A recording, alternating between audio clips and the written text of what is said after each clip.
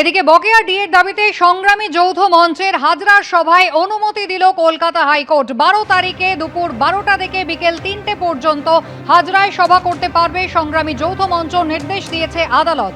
সর্বাধিক 1000 লোক নিয়ে শান্তিপূর্ণভাবে শব্দবিধি মেনে এই সভা করতে হবে। হাজরা মোড়ে কি কাউকে সভা করতে দেওয়া হয় না? এই প্রশ্ন আজকে আদালতের।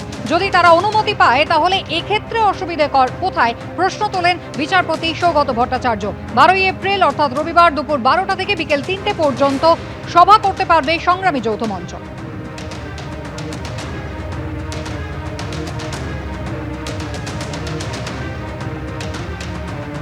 অন্যদিকে কলকাতা হাইকোর্টের দ্বারস্থ নন্দীগ্রামের তৃণমূল প্রার্থী পবিত্র কর, তার বিরুদ্ধে এফআইআর খারিজের আবেদন, রক্ষা কবচেরও আবেদন করেছেন পবিত্র কর।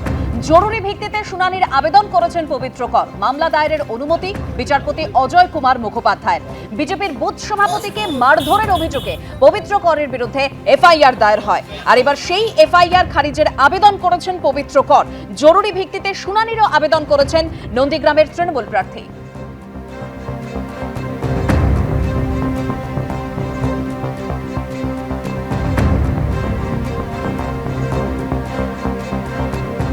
এদিকে ভোটের মুখে ফের বেফাঁস মন্তব্য করলেন খড়গপুর সদরের বিজেপি প্রার্থী দিলীপ ঘোষ। তিনি বলছেন, যাদের নাম বাদ গিয়েছে তারা দেশদ্রোহী। 90 লক্ষের নাম বাদ গিয়েছে, আরো 10 থেকে 12 লক্ষের নাম বাদ যাবে, এমনটাই বলছেন দিলীপ ঘোষ।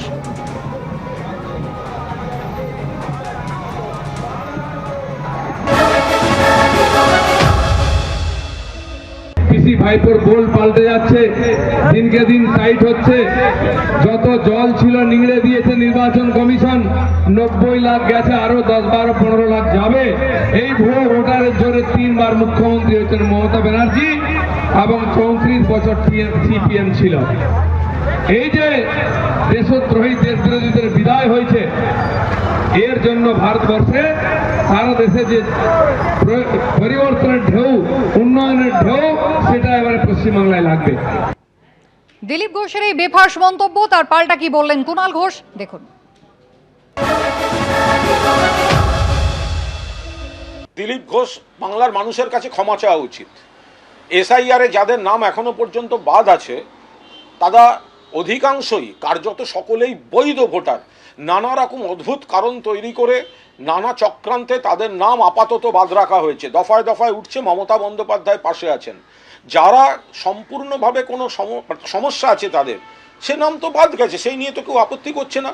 কিন্তু যাদের বাবা ব্যানার্জি বন্দ্যোপাধ্যায়, ছেলে কেন ব্যানার্জি, কোনো মহিলার বিয়ের পর কেন পদবি পরিবর্তন হয়েছে, ঠিকানা পরিবর্তন হয়েছে, এইসব কারণে যাদের নাম বাদ দেওয়া হয়েছে, আপনি তাদের দেশদ্রোহী বলছেন।